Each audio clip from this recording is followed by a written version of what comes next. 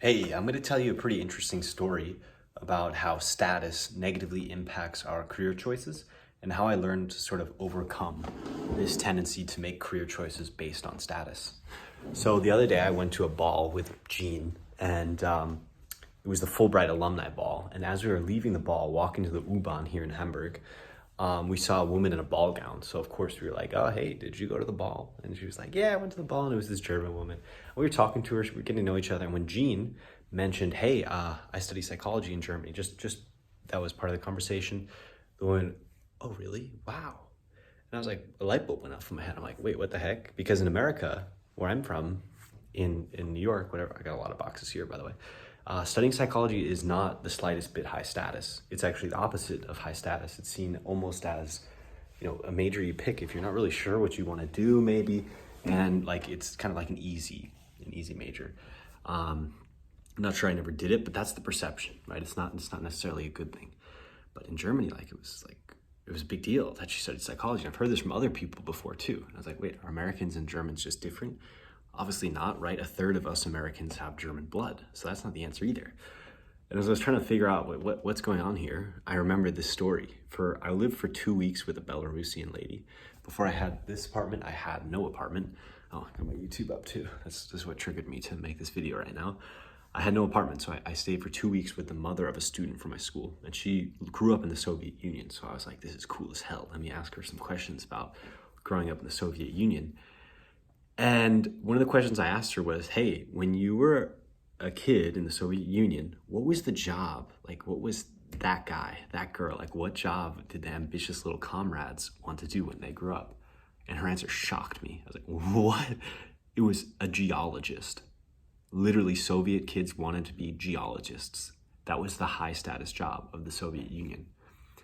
And that example might be very laughable if you're from a modern Western country or pretty much anywhere in the world right now, because a geologist is not high status. And as much as we don't like to admit it, status definitely impacts our career choices, right? In America, what are the high status jobs? It's like banker, lawyer, doctor. Let's just stick with banker because I'm from outside of New York City and I really wanted to be a banker. And when I look back on it, if I'm being honest with myself, it's pretty much just because it was like the cool job, this is the baller job to go be an investment banker like Citibank or something, or Morgan Stanley or Goldman Sachs. Those are everyone's like, if you tell anyone in New York, 99% of people, hey, I'm an investment banker at this firm, they're like, oh, wow. You get that reaction. And obviously that's fine, right? But the problem comes when we start just blindly chasing status, which is definitely something I was doing when I was trying to get that job. I failed, which I'm pretty happy about, because once I leaned into my curiosity and I just was like, I want to learn about Germany. I want to go to Germany. I want to learn the German language. All these good things started happening. And actually, as a consequence of quitting the status game, saying you know what, it's fine. I don't really want to be an investment banker. I realized that. I started playing my own game. I ended up doing something much more prestigious. I won one of the most prestigious scholarships in the world, the Fulbright scholarship, to come to Germany with the U.S. State Department. So, which was it was a shock for me that I won it. But it just kind of shows you get much better results by playing games that you really want to play. So yeah, the big idea of this video is that if I could talk to my 18-year-old self, I'd probably say dude, you got to realize most of the things you think are cool, the things you think you want, you don't really want. You want them because everyone around you seems to want them. And you think having high status is going to make you feel good. But in reality, status is it changes, right? In 100 years, we might think that bankers were silly for spending all their time crunching numbers on Excel.